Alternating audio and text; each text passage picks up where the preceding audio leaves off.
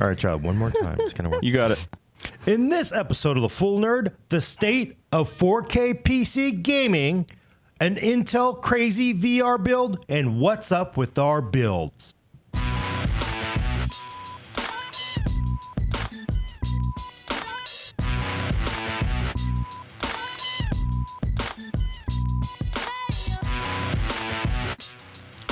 Welcome to The Full Nerd, episode 31, recorded on September 11th, 2017. I'm Gordon Ma Ung with co-host Brad Charkis and Elaine Yee.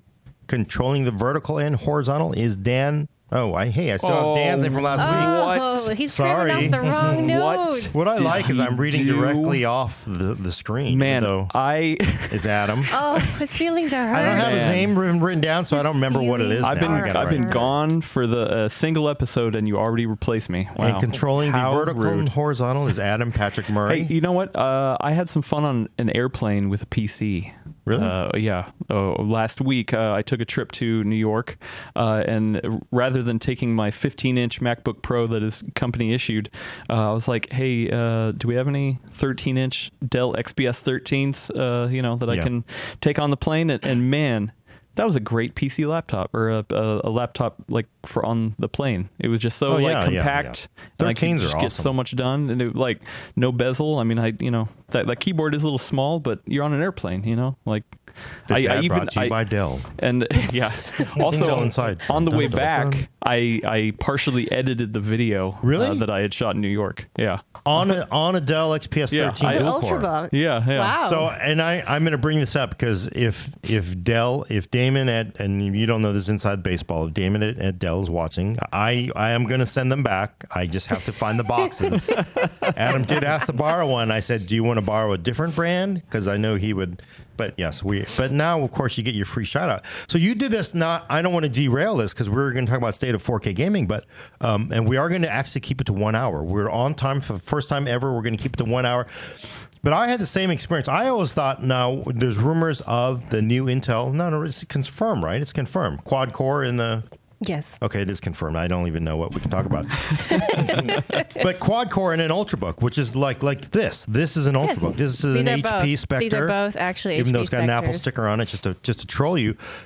And I was like, what do I want a quad core CPU and something this light for, right? Because you think I'm just going to do Chrome, or, browser, email, normal kind of office stuff. I'm not going to really. What the hell do I need a quad core CPU for? But did you find it didn't hurt you? Because I actually was like. I had to convert some 360 surround video. I was like, oh, I wish I had a quad core for this. Now, of course, because I'm saying it didn't make any sense. Now I'm like, I really need a quad core for this. Well, so I didn't export it because I was like, I'm going to do the final color correction on a bigger screen. Okay. Like I'm not comfortable with that screen, so you don't know. So I didn't export, but I mean through the editing, I mean I had multicam footage in there. I had plenty of effects layers on. Like it ran fine. I mean I think I got pretty close in the RAM because that's only 16 gig in there, I think. So yeah, like I couldn't really run Chrome and Premiere at the same time. But yeah, it was great. I had a good time with it. So and that's going to be tough because you can't really. I don't think there's LPDDR4 in much quantity yet, and that's affordable. So they're all going to mostly be 16 gigs max with LPDDR3.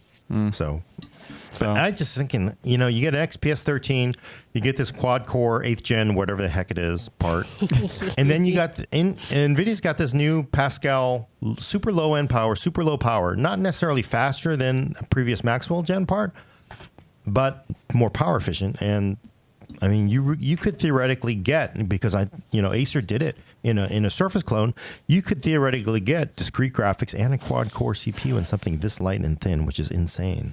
Which, I mean, for somebody like me, like I said, I was traveling, so I would typically, have something beefier. But since I was traveling, I was like, I need something real small but powerful, and that was great. So I would happily take a quad core because I think I'd be able to use it. Yeah, for the acceleration, for the CUDA acceleration Premiere, you really could. I mean, the world will be different. In 2017, we're going to be in a different world for these Ultrabooks. I got it. In the second half, yeah. Second half. Well, then do you think Max Q is going to hit any of that stuff? I think Max Q is probably too tough. I mean, the CPU itself is 15 watts. I can't imagine that you're going to put anything in there discrete wise that's going to be that much more. Right. relatively speaking, And IP wise. and even on this new NVIDIA Pascal part, it's not really. They're saying I think maybe 20%, 25% faster than like a 940 MX, which you got to admit the 940 MX. Some of the Intel Iris Plus parts, they were like stepping right up to that 940 part. So this does keep them a little ahead, but I think NVIDIA is really going for, the compute performance out of this. So because they're all, if you look at the website for this new NVIDIA part, it's all about Premiere, it's all about Photoshop, all about the CUDA performance. So they're not really pushing it as a gaming part, although it does perform a little better. So, we've totally hijacked that. Sorry. Now the thing that you care about. You're watching a show called The Full Nerd when that was the introduction. That was the intro. I love it when Gordon always starts the episode and he says, not to go off the rails or anything. And then Too late. it's just a segue for like 10 minutes. Off the rails. If you have kids, your kids will love trains. Choo choo. Okay. Kids love trains. Brad is here to talk about the cool stuff, though, which is the state of 4K gaming. I was asking Brad before this, so what now? What's changed in 4K gaming? That's So now? what changed this year is obviously the Radeon Vega parts just came out, and much earlier this year, the GTX 1080 Ti. So a couple years ago, I think it was November 2015. So just, less than 2 years ago, we started this article, The State of 4K Gaming, to kind of get a feel for what you need in your PC if you're going to be looking to get into 4K gaming. At the time, you had to spend a minimum of like $1,300 on a monitor and a graphics card to be able to play at 4K. It wasn't even that great 4K. It was like,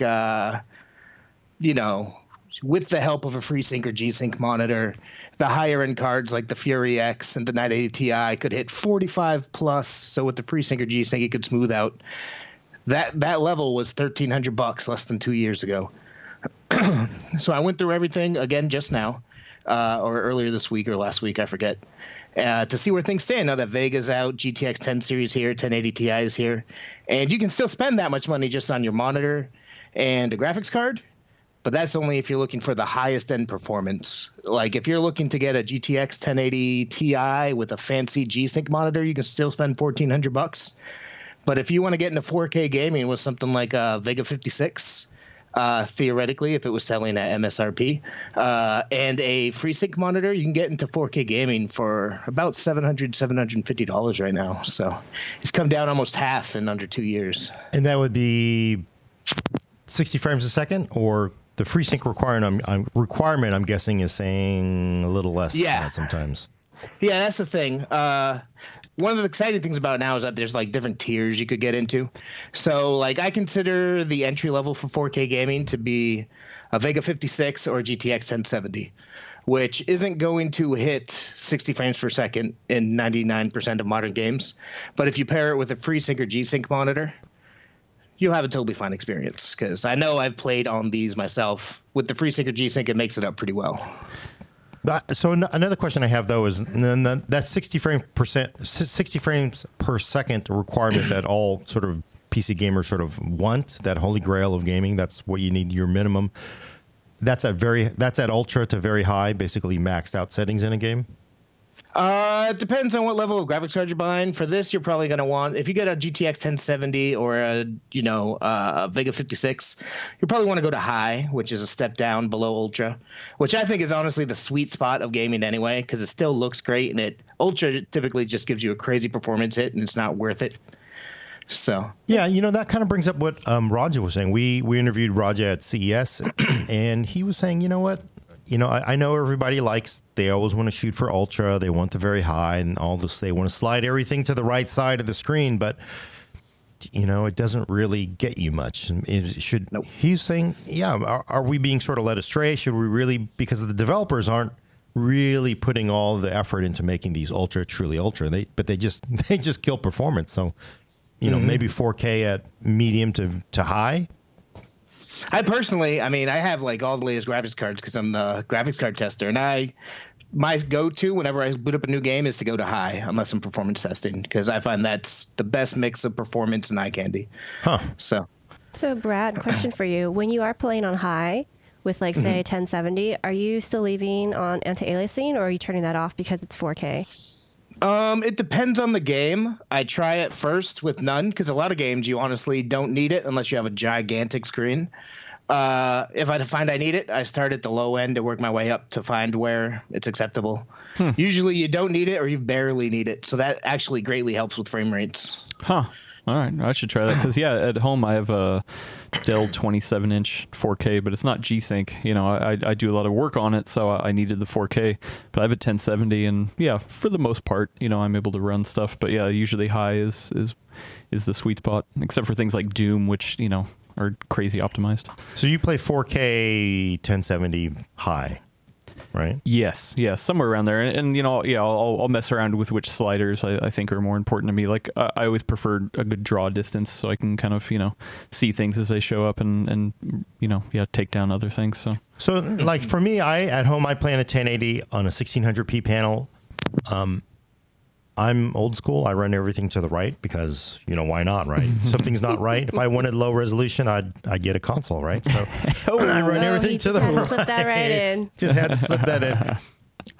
Is there anything to convince me? Like, do I really need 4K? What do I get out of it? I play in a 30-inch monitor, right? Old school, cold cathode.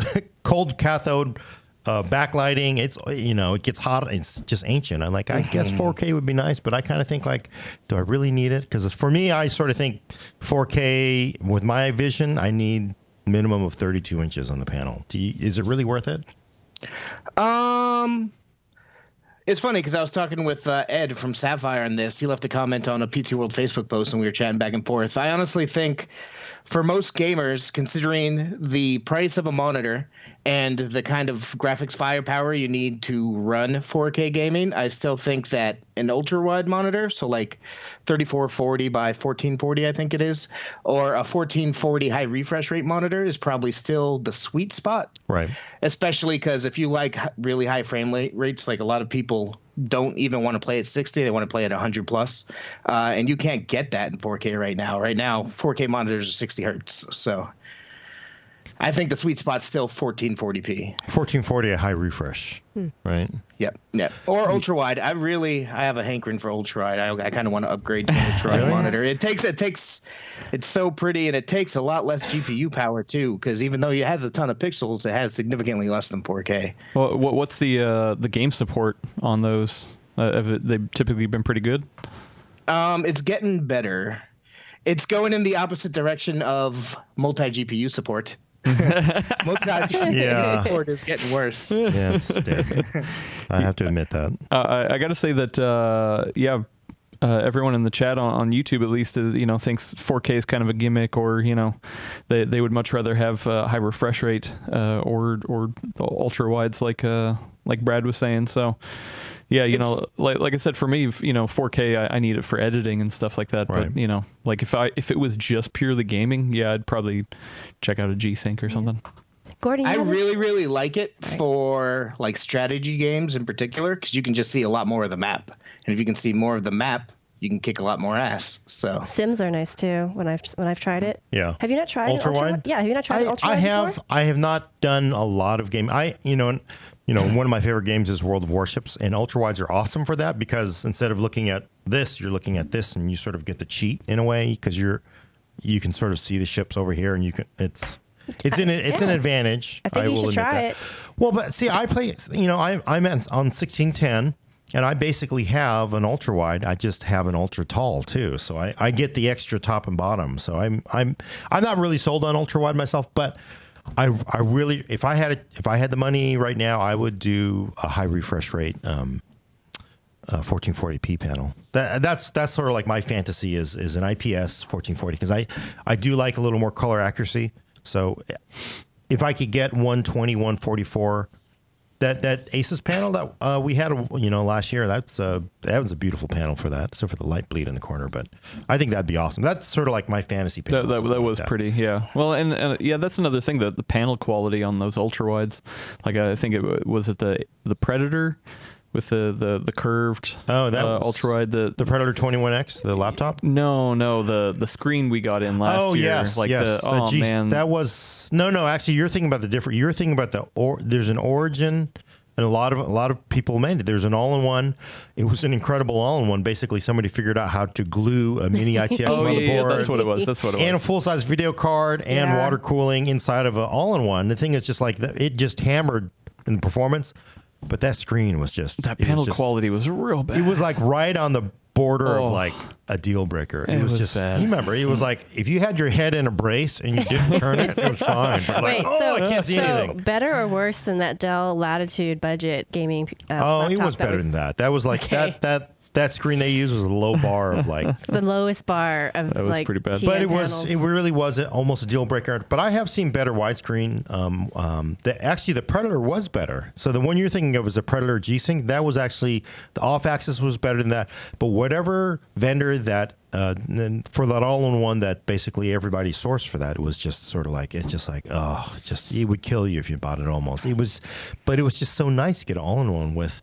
That was upgradable. If you bought that thing, you could upgrade it. You could put a full-size video card. They had a Titan X, non-Pascal, non-P in it, and an 8-core processor in an all-in-one, which is crazy. It's a desktop processor too, right? And it was a desktop processor, and it was in a socket. And we're talking back then. Of course, it was probably a Broadwell E or something, but still. Yeah, that was nice. We got a good question on YouTube from Fact of Reality TV. He's asking, whoops, missed it.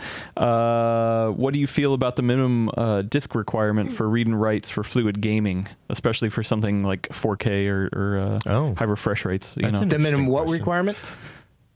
He's saying how much of an impact on drive, so drive IO is SSD, how much is it? HDD. Does that really hurt any of the 4K gaming? My experience, of course, I don't play a lot of 4K. Are you finding? What are you running in your machine?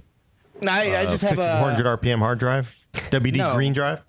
If you're having a GTX 1080 and 4K monitor, you probably have an SSD.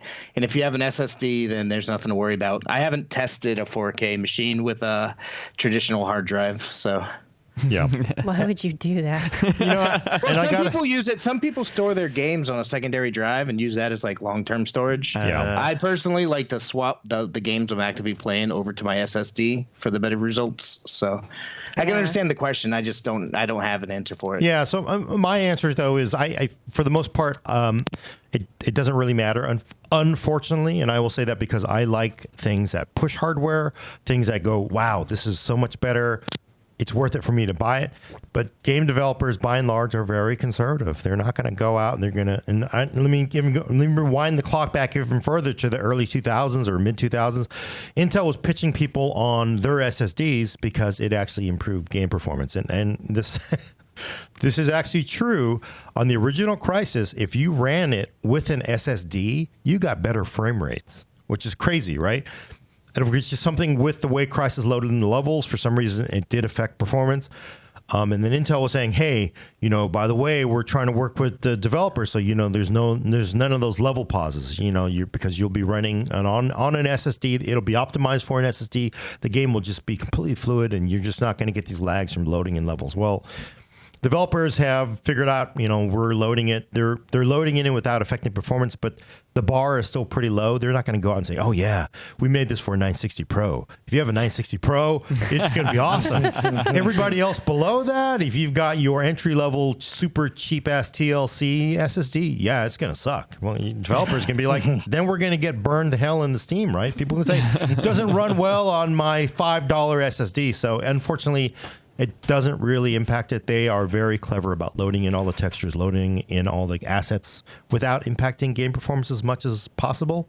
I know we all kind of wish they would go and say, oh, yeah, use all the hardware we have.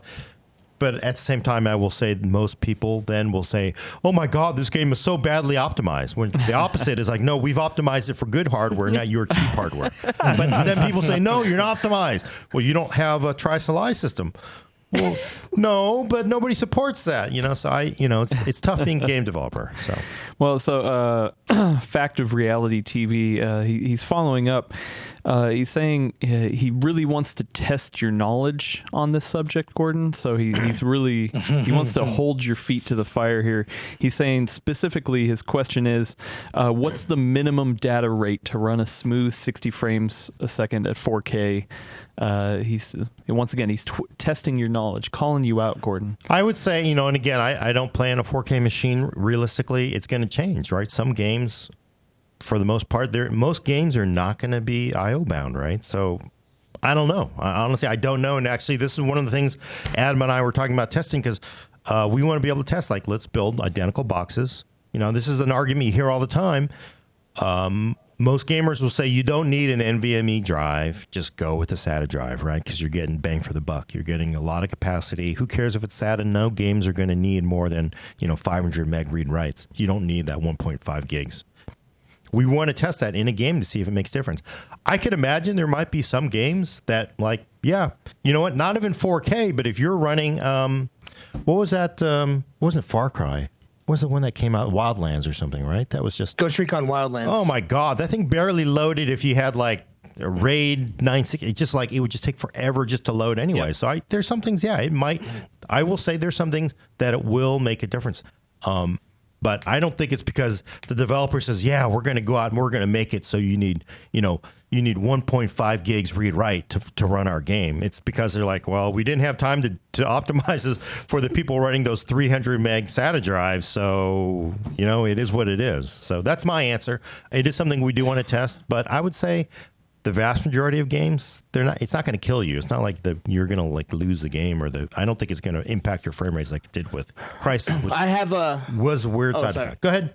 I'll stop talking. In my personal system, I have a 7200 RPM hard drive that I use for a bunch of games. And there's been a few games I've played directly off of that at 4K with GTX 1080. And it does take forever compared to an SSD to load a stage, to load a level, to get into the game. But once the actual game is going, I haven't experienced any issues that made me go, wow, this is clearly, this hard drive can't handle 4K. Which makes sense, the caching of the actual, especially what about an open world? Because, usually it's caching on the fly. Mm-hmm.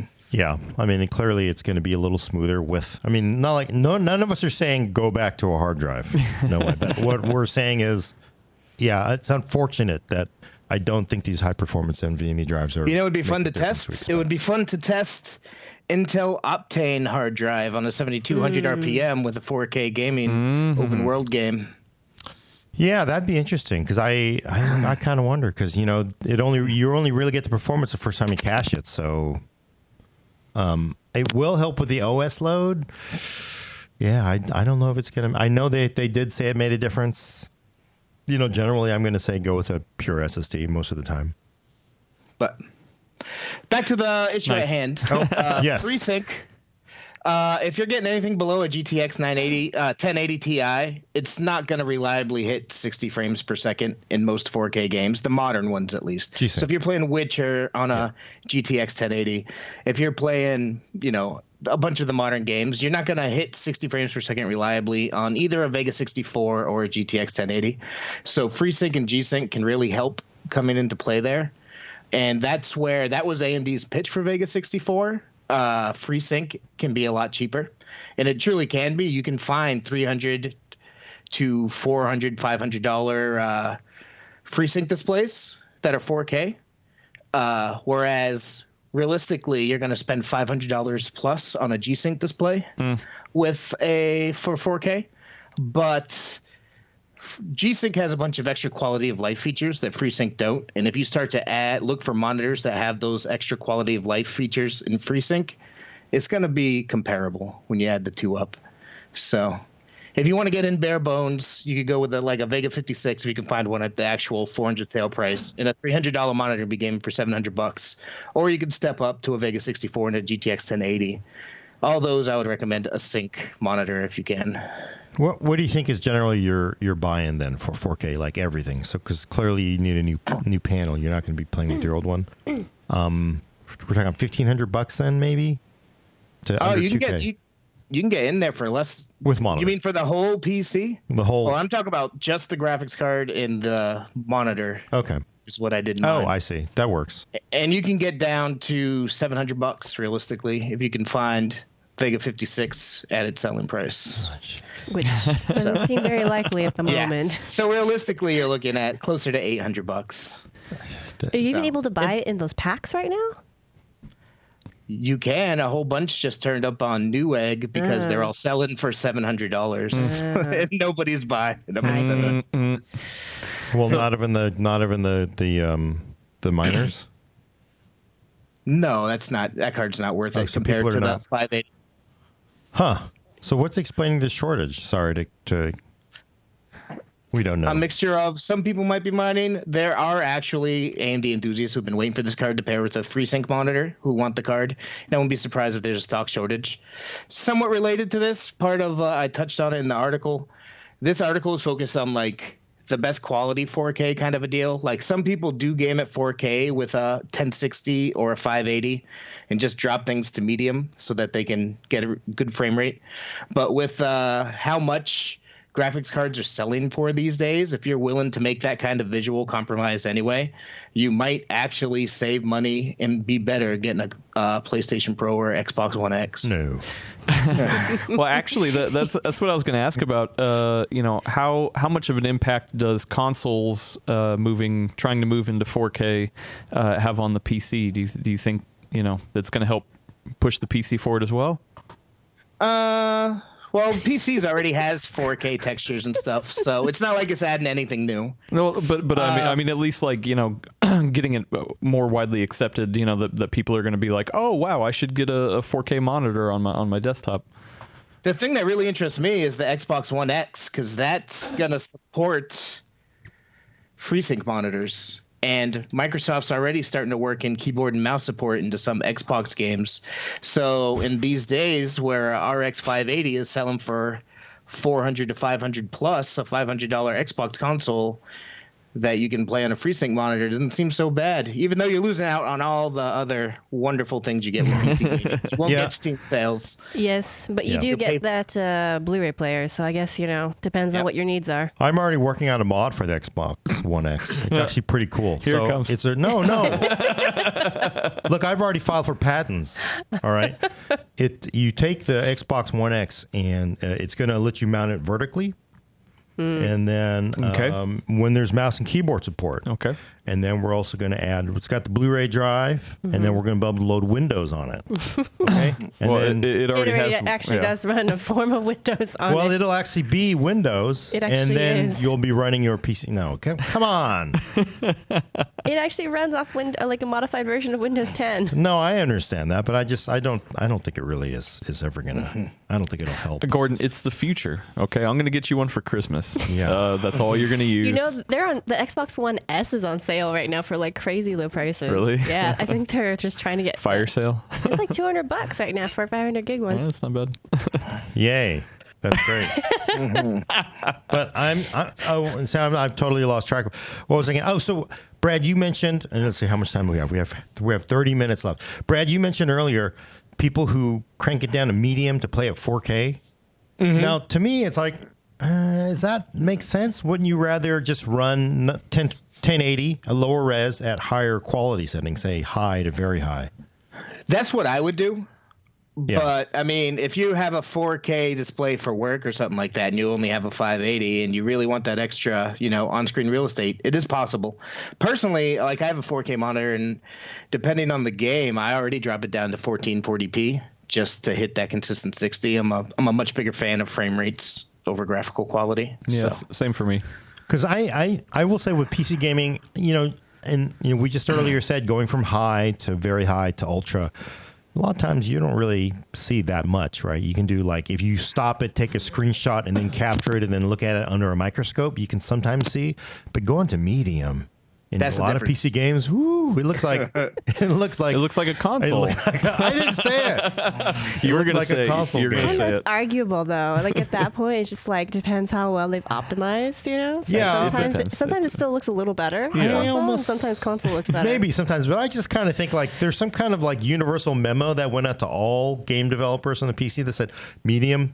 It's all you can make it as ugly as you want. It's like medium is always just like it is just like a blurry pastelish colors and just Maybe they figured One of all my those people favorite are things playing to on do is integrated. to put Grand Theft Auto 5, everything jacked, except for the textures on medium.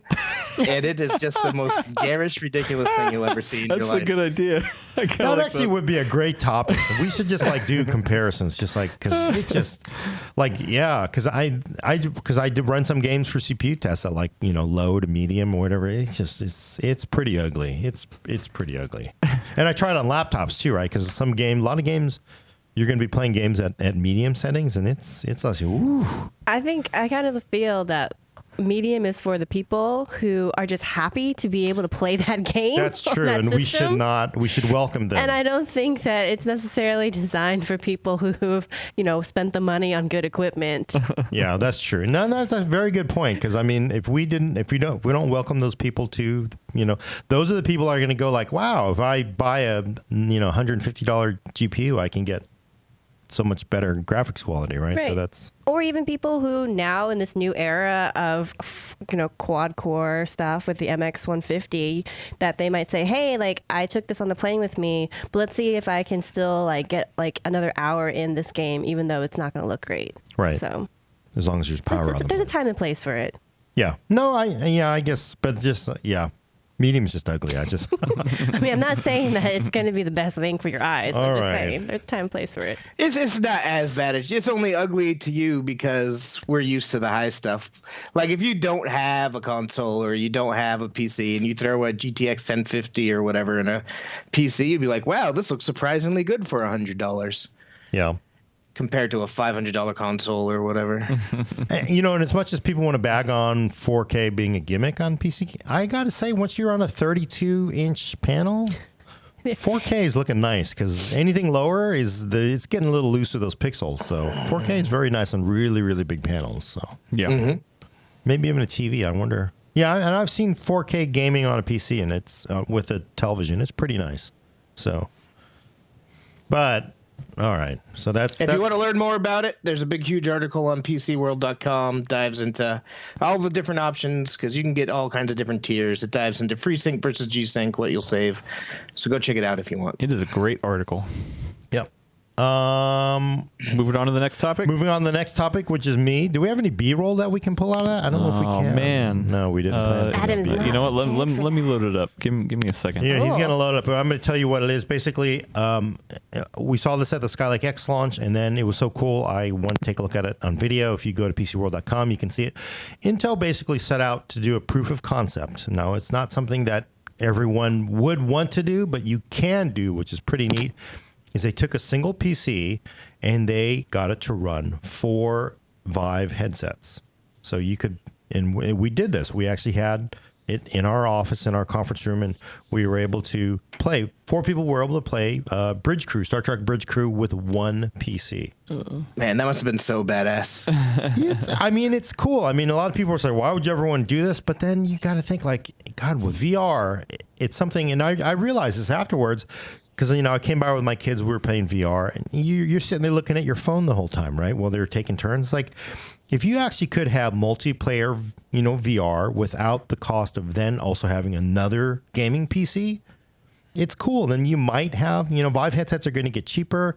If you could play 2 people with VR, then you're basically like, hey, you're instead of you sitting there watching the other person, gape their mouth open, you actually get to be in that experience. It's actually So you're both half sitting there. so with you're your both, mouth because every time, if anybody who has a Vive headset and you show it to somebody, you're like, okay, yeah, it's cool, and then they're just kind of like, wow, and you're like, okay, and you're like, you just want to make sure they don't, trip and fall through a glass table. That's it. But you're bored out of your mind. So I think the ability to play 2-player and then 4-player with a single PC is something that's pretty cool. And the way Intel did this, of course, is a little bit of a hack. I don't know if Adam can. Do we? Almost. It's getting there. It's getting there. It's transcoding. Transcoding, but it's fine. What they did was they took a standard tower PC. They put 4 GPUs in it. They used a 1080 plus 3 NVIDIA Quadro P4000s, and those are single slot GPUs. Oh wait, you want to run? No. I was yeah, 4000s. So P4000s. Those cards are basically, they're not cheap, but in performance, they fall kind of in between a 1070 and a 1080. It looks like probably closer to a lower than a 1070. In fact, actually, I got that wrong. Between a 1060 and a 1070 in performance, probably. And why did they pick those? And they picked those mostly because, it was a standard X299 motherboard, so they needed single slot GPUs, and nobody really makes single slot GPUs of any performance. So the only way they could do that was using through Quadros. Now, of course, somebody made a single slot 1070 or 1060 card. I think they could have done that, but there aren't any cards. And they booted the machine into a virtual machine. It was Unraid Server Pro, I believe. Pretty neat. So it runs as a hypervisor. They boot into the VM. And then from that, they booted 4 Windows 10 sessions. And each of the video cards was its own PC, basically. And then they took the 10-core i9 7900X, and they gave each of those machines, 2 cores and 2 hyper-threading threads, right? So sort of 4 cores each. And each of them had their own SATA SSDs. And the last thing they did to sort of make this entire thing work was to use an Allegra Pro USB card, which it's a USB card that is made for people who really need high performance USB 3. It's got 4 USB controllers on it. So because they did that, and Vive does need USB 3, each of the machines got its own USB 3 controller.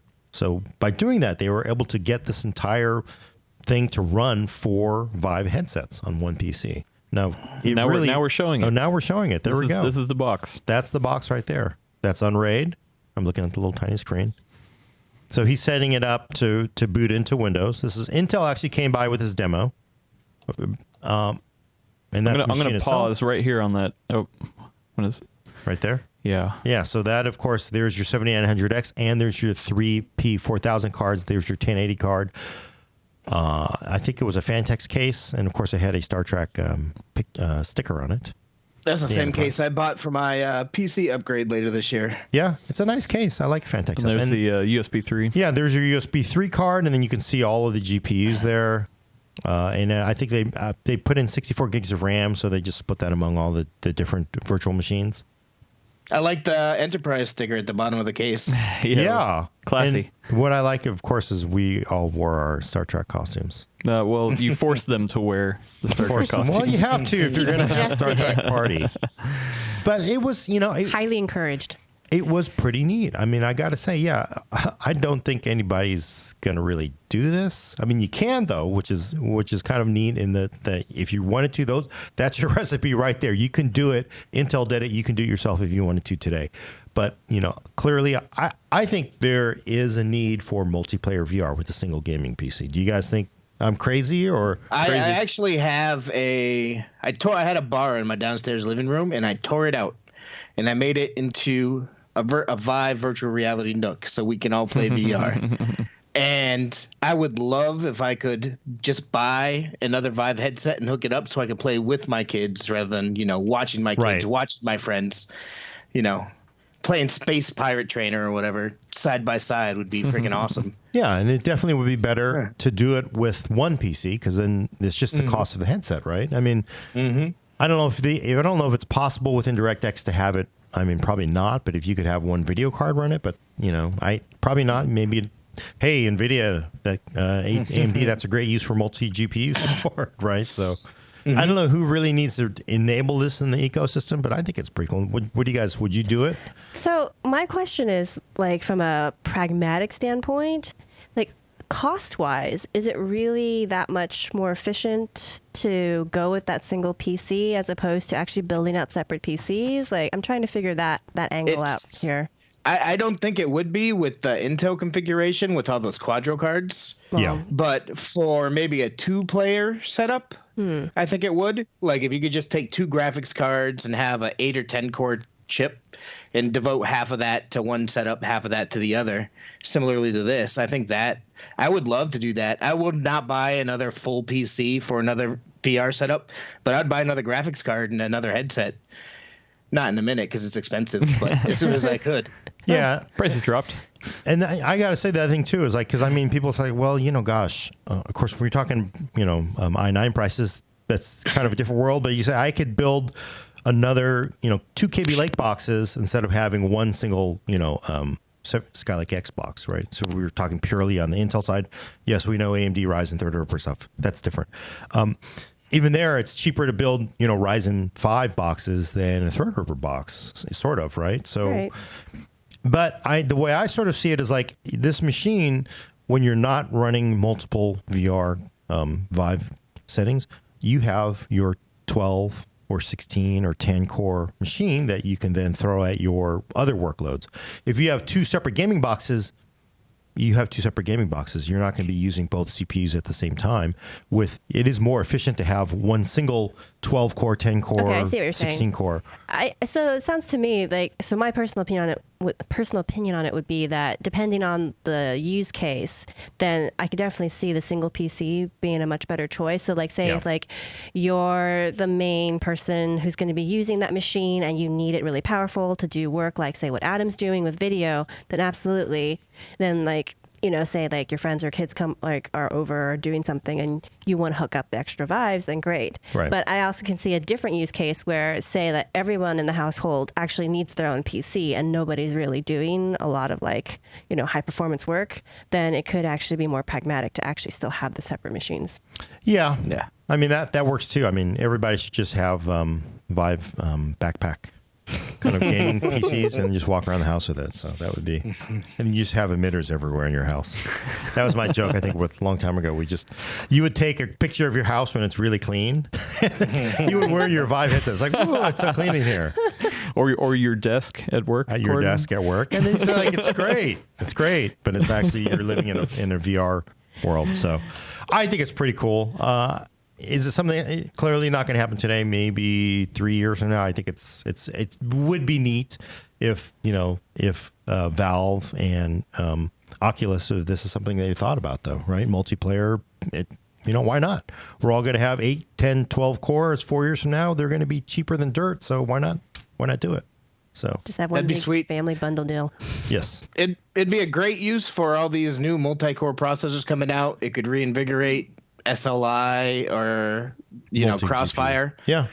Even if you just optimize for 2-player setups, I think that's all you would need to make it still very niche, but a niche that a lot of people would be attracted to. I'd be attracted to it. Yeah, and arguably VR is already like tiny sliver of the market. You want to break that out into smaller, but we're talking years from now. So years from now, I think it'll happen. Hopefully, so. But look, 15 minutes. Yeah, I'm keeping track because we are going to be on time. 1 hour exactly. Is it build talk now? Adam's just gonna cut it off. We'll be in the middle of it, and then. IDG logo flashes. All right, so because I want to give us the next topic, we're going to update everybody on our builds. So, we've been doing live builds, cool builds. Last one, I don't know if you watched, it was a lot of fun. We built a 12-core Threadripper system. Brad and Lane are going to talk about what else is coming. Adam, I think, too, right? Yeah. So, First, let's give because I know some people have been asking. A little update on the Threadripper build. How's the testing going, Well, Gordon? testing- Without spoiling too much because it's a fun story. But the testing was fine. I've been running. I have been running benchmarks. I ran Cinebench, Handbrake, did a bunch of stuff, and then I decided to clean up the wiring. Wiring was all cleaned up. Then we basically spent some time trying to interior design the colors on it. No one could agree. No one could agree. It was, we were just like, what colors should the LEDs be? And I was like, that's why I wanted no LEDs, because it's better just to not. You can't make Vegas not tacky, right? So, and I did. Everything was fine. It'd been running for basically 3 days straight. I did a reboot and went into a boot loop and never came back. So I am trying to troubleshoot it at the moment. I've tried RAM, reseating CPU a couple times, video card, reseating that. But it is definitely in some kind of loop. And all I did, it had been running. Again, been running for days, even after the wiring cleanup. No problems. I did a restart. with the mouse, so not even physically touching anything, and never came back. So I'm trying to figure it out. Hopefully it's not something too catastrophic, but it does point out one of the problems with new builds, that usually new builds, they let go pretty early on. It's either immediately or within a few days that if something decides to blow up, some capacitor or some diode or something goes, it usually happens pretty early. So Yeah, so that's It'll what looks die. like it It'll happened. die in a week, or it'll die in 3 years. Right. Plus. So I don't know whether it's a motherboard or CPU. One thing I just sort of like, I had faith in the power supply. I really should just swap the power supply and graphics card just to make sure it's not those. But I'm almost certain it is not those things. so yeah, we'll I know we'll- someone we'll else keep who said testing something that. like that recently too about a build they were having problems with. Really? Who was it?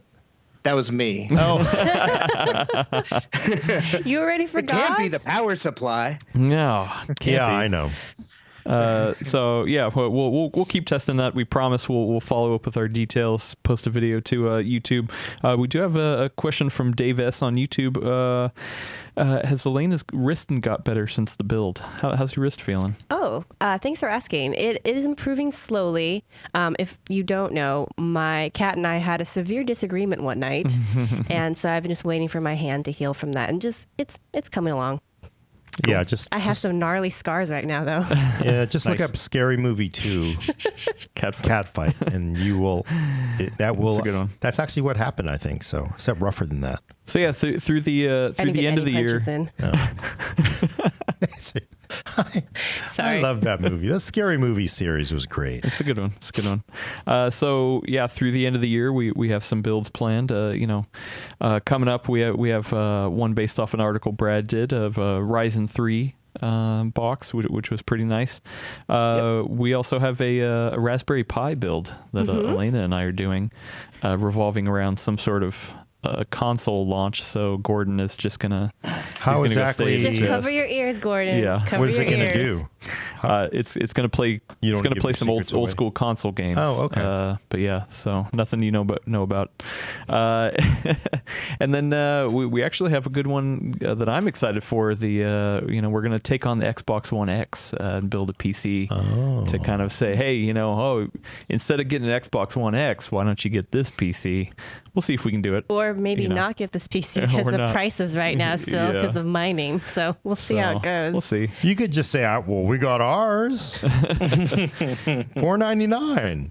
And then the we're gonna finish out the year with kind of the best of 2017's hardware build. So just the best of everything all in one box. So it should be a pretty monster build. Oh, I see. Just this morning, or last week it was, but I wrote it up this morning. Gigabyte teased that it's having a motherboard of unannounced type launching on October 5th. So there's a very good chance, I think, that those fancy 6-core Intel 8th gen parts might launch on the 5th. So we might need to squeeze one of those in the near future too. What did they say exactly? Did they say? Well, there was a rumor. It popped up on Reddit last week, the very beginning of last week, maybe the end of the week before, of a screenshot of an inventory system that had the 8700K set to launch on October 5th.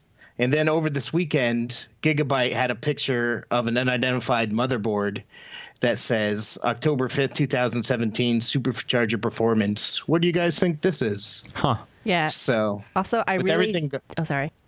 go ahead. I was just going to say also, I really dig these colors on the LEDs, and we should use that for the color scheme. Purple? I agree. Sorry. It's nice. Completely non sequitur. But just because it was an epic discussion when Gordon was figuring out what colors he wanted in his Threadripper build. I'm Took sure a that's what happened. long Actually. time for debating.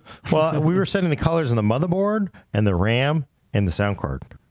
So I think at some point it just said, forget it. This is just these colors. These colors are so bad. This is so tacky. I'm out. I'm never coming back. It's just like, what? But yeah. So, Brad, is this tweet still up from Gigabyte? Yeah, it was as of 2 hours ago, my time. It was on September 9th, so it's been a couple of days. Damn. But it doesn't say what is, I mean, for all we No, know, it's like it's an awesome C270 board, right? I mean, It very well could be, but between the previous leaks and rumors about October 5th possibly being the launch date, if you look at the picture, it only has the 4 memory slots. It doesn't have more, so it's probably not an X299 or X399 board. So it leans towards Z370 to me. Was it Gigabyte or MSI that? And this is a little bit of a side chat here, but they actually, I don't know if you guys followed this, but they came out with a motherboard that specifically only supports Kaby Lake X. So it's LGA 2066. It's the big old fat socket that Skylake X is in. But for the, what everybody has said is the confusing Kaby Lake X part. But they're like, look, we're going to make a board only for this CPU. For only the 3 overclockers who want one of these and don't mind getting a down CPU. Yeah, I mean, that's what it is, right? I mean, but it is, that Kaby Lake X part, that thing will overclock like crazy. So. And I gotta say, and I should have brought it in here, but I have a Skylake X digital storm system, 4/7 all cores, so 8-core Skylake X, not a 10-core because you're probably not gonna hit 4/7 on all 10, but this is like 8 cores pushing 4/7. So I gotta imagine Kaby Lake X on a motherboard dedicated only to it. Man, you're gonna be pushing low 5s, I would think, right? Jeez. Yeah, but I mean, to Brad's point, do you really think that Gigabyte's going to make that big of a deal of it on their Twitter feed? Like, it's a very specific market you're talking about. Like, you know how we're talking about VR, the sliver of a sliver? It's kind of like that realm. Yeah, and the 5 overclockers doing it. Yeah, I'm just saying we don't. Yeah, I mean, it's clearly the worst kept secret in the world, right? So there's a lot of controlled leaks, I think, right now because Intel. I think they want to push back against Ryzen, so that's why we're seeing all these leaks. Right, where accidentally the boxes appear. Accidentally on purpose, right? And it's just kind of, it's coming, right? Clearly, a 6-core Coffee Lake part is coming, or whatever the heck it's called. Is that what it's called? I don't know. I don't even know what it's called. Right? Is it 8th gen part? I don't know. I mean, I think it's 8th gen, but we just don't know what architecture it falls under. Yeah, we don't know till we find out. We can say, but to me, it doesn't matter. It just matters about price, I think. So, but yeah, True. So let's wrap up this talk of upcoming PC builds by saying, stay tuned. We will make event listings on YouTube for when you can chime in. You can actually set a little reminder on YouTube to say, hey, ping me when they go live. Yeah, when you make it a live event. So we'll be doing that. We also are making stories on PC World, so you check it out. And one last thing on this, unless you guys have anything, if there's anything that you want to see next year, we're starting to kind of slot in stuff for next year. If there's anything you want to see, tweet at us, and say, hey, what about this kind of build? I think it would be cool to see Gordon drink a bunch of beer and do this kind of build. A lot of people did enjoy your beer drinking, Gordon. Ultra budget with integrated graphics. Yeah, ultra budget. Do they want to see his speed build? That's what I kind of wonder if people just want to see build it as fast as you can kind of stuff. Like a race? Not necessarily a race. No, I think we should race. Don't know I kind of like that. You mean the opposite of our last build? Yeah, that's the way to do it. I don't know what's wrong with people because that is a way to build a system. It's just kind of hang out, drink beer, and it's like cast that fishing line and just. Do you want to go back and sit in your cubicle and work? I mean, what the hell? You want to go back and do work? What is wrong with people? I don't understand. That's just they have the wrong philosophy on building a PC. Nice. Just waste as much time as you could possibly do on it. All right, so we'll have fun with that. Let's finish up with some awesome questions. We've got 10 minutes to get some questions in. So if you have any questions, technically 6 for these nerds, chat them in on Facebook or YouTube, and I got a question. And we'll answer them. Oh, you got a question? What's your question? I got a question. I heard the Wraith Cooler's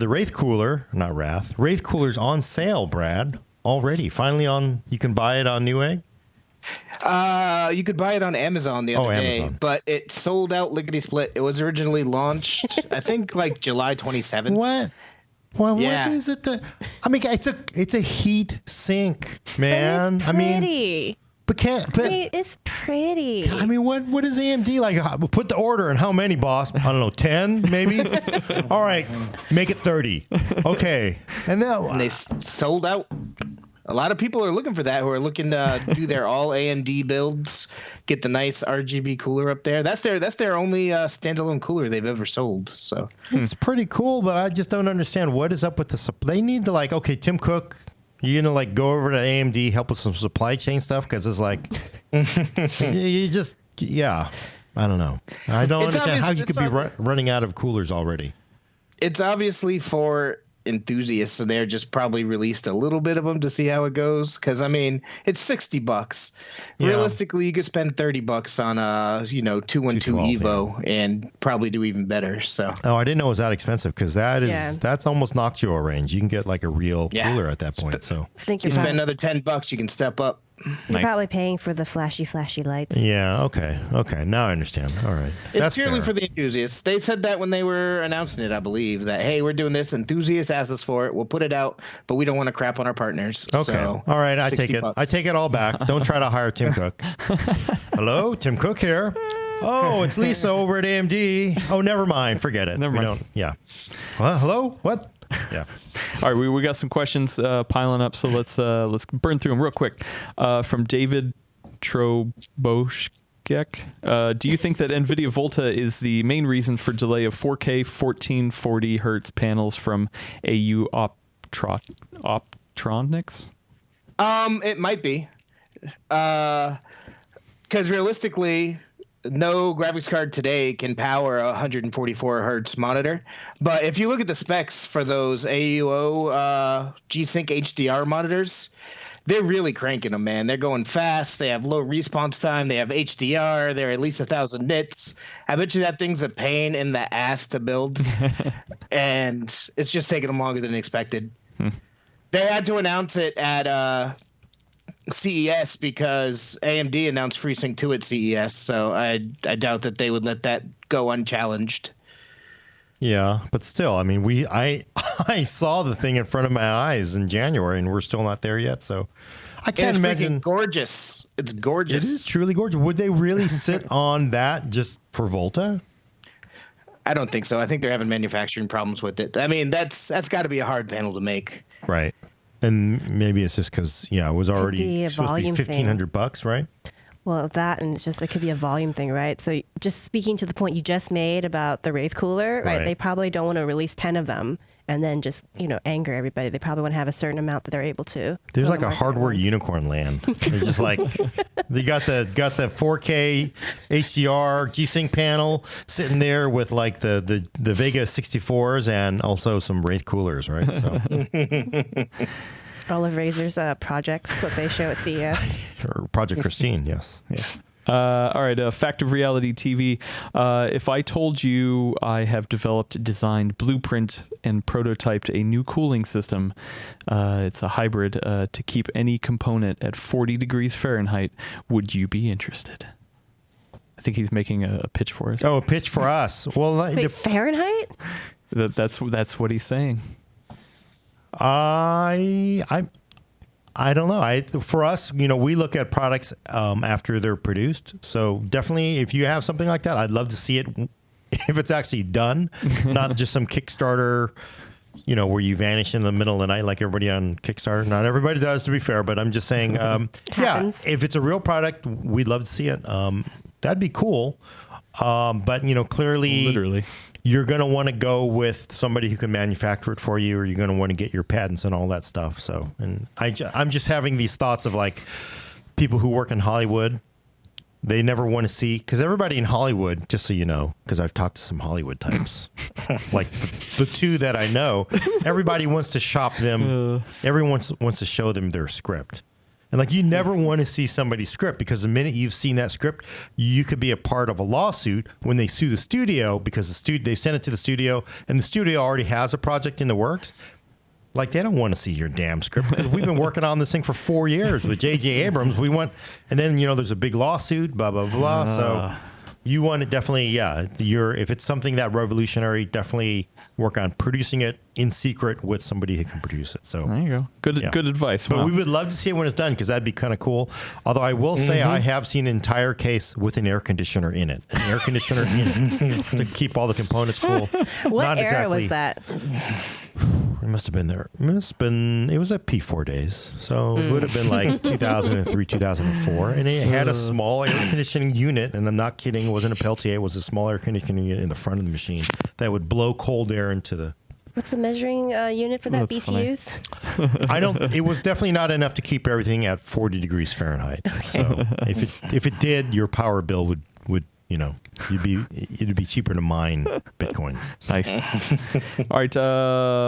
Good question from Green Bits. He finally found an RX 580 8GB in stock and grabbed it.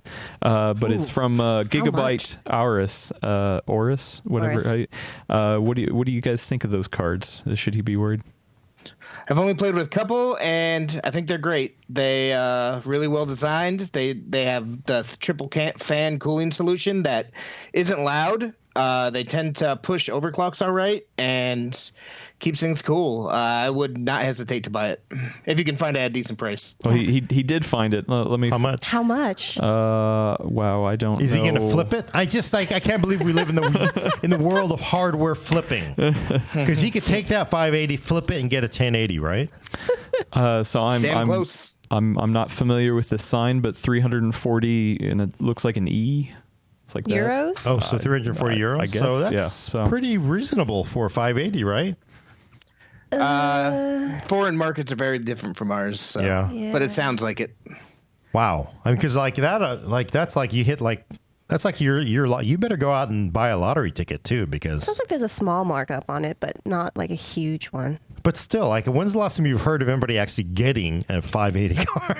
It's just like it's been like years. I got a notice from Newegg last week where they're like, we have like 570s and 580s back in stock, and I was like, all right, I'll bite. I'll go and look, and It was already out of stock when you got there. no, but the markup on that, I was like, you got to be kidding me. These are 4 GB cards, not even the 8 GB cards. I'm like, I wouldn't buy it for this price. How much were they? Oh, I think the 580 I was looking at was in the 300s. So that's a pretty high markup for a 4 gig card. There's a big blow up over the weekend because the official Radeon account tweeted, "Hey, RX 570s are back in stock at Best Buy for only $280," and everyone's like, "Come on, man." Don't make yourself. Don't say only $280. Don't do that. And it was a big. A lot of people were upset about it. Actually, They just felt it was rubbing salt into a wound. Yeah, that's over raw $100 wound. over MSRP. So, Wow, Raw, that's festering But you wound. know, I guess I could. It's realistic. It's like you look their back around. It's only and it is actually like cheaper than what you might have gotten it for 2 months before, right? So Right. it is still only technically. But I mean, when it's from the official account, I think the first question I would have if I was looking for one would be, why don't you make more so supply isn't an issue? We can't. The Wraith coolers are ahead of line in it. Yeah, once we get the Wraith coolers done, One conveyor belt. one conveyor belt to the yes. it's like that's a Simpsons cartoon where they open the door up and it's that guy and the somebody said I look like him, but it was like the guy with the glasses, the old guy. Well, I don't know what the character is. Yeah, I know who you're talking He's about. looking up. He's building the Wraith guy coolers. got hit in the groin with the football. I know that exactly guy. what you're talking about. I want to call him Milton. But it's I like know, Milton. I thought make that some too. more 580 cards. Yeah. I'm making Wraith coolers. All right. We got one last question, then we'll wrap it up because we're at an hour. David is asking another question. Do you think that the i7 8700K overclocked will have the same multi-threaded performance as Ryzen 7 overclocked? I think if you're looking at it Would depend on the application. yeah. So I think it's going to very much depend. If you're looking at a pure multi-threaded application, Cinebench is great. 3D renderers are great. I mean, really good commercial 3D renderers, workstation class apps that really give you that payoff per core. Yeah, it's. I still think in that case, Ryzen 7 is going to win because for the most part, overclocks. It takes an awful lot, in my experience, it takes a really, really huge overclock to overcome the advantage of having real cores or SMT hyperthreading behind it. So I think in like Cinebench, my prediction, Ryzen 7 will still be faster, even overclock both of them. Even 8700 overclock like crazy. probably still will be an advantage, slight advantage for Ryzen 7. The vast majority of applications are not that heavily multi-threaded, are not that efficient. I got to say, 8700K looks like it will give Ryzen 7 probably a good run for its money in a lot of applications. It'll either be really close or faster in the most games. The vast majority of applications that don't really need 16 threads, and the vast majority don't. So, yeah, it's gonna be a competitive part. Is it gonna be competitively priced? I don't know. So it'll be a good race. It will be a good race. So It's been a hell of a year, man. It's been a good time to be in crazy. PC DIY space. And we still haven't seen 18, 16 core parts. There's rumors of those 6-core Coffee Lake parts. We've got laptop parts coming out. It's insane. Who would have thought it'd be exciting to see what's happening in the laptop space? Right. And more Max-Q parts. Max-Q 1070, haven't seen one yet. Max-Q 1060, haven't seen that yet. I really want to see what the ODMs can do with those. So. Volta. And Volta, you're right. AMD, I'm sorry. NVIDIA will just drop that one day when you don't expect it. So, Yeah. But I don't know what else. And who knows what else? AMD, you got to think they're probably like, okay, Intel's ahead of us now. Here's 24 cores or something. Who knows, right? Crazy year. Crazy time. 2017. Crazy time. Well, we almost hit 1 hour. We were close. Very close. Yeah. Pretty close. Let's wrap it up. Wrap it up. Okay, check back in 2 weeks for your fix of PC talk on The Full Nerd. For audio listeners, subscribe to us on iTunes. Give us a review every time you do. A CPU is successfully overclocked. Also, you can find us on Google Play or Stitcher. Send questions and comments to thefullnerd@pcworld.com. I will check it once in a while. In the meantime, I'm making those Wraith coolers as fast as I can. Also, if you're looking at us on YouTube, click somewhere down here, left or right. There's a subscribe button because something good happens somewhere in the world of PC gaming. Thanks for coming. I'm Gordon Ung with Brad Charkis. Send us your build suggestions. Oh, yes, that too. Elaine Yee. Bye, everyone. And Adam Patrick Murray will take us out. Hey, you got my name right. Sweet.